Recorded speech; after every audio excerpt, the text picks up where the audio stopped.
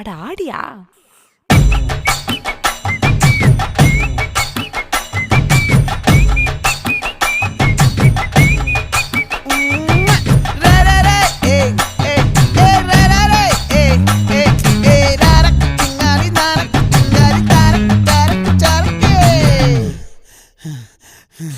விளைஞ்சிருக்கும் என் வெத்தலை கொடி, அட வளைஞ்சிருக்கும் ஒரு சன்னல் வெடி.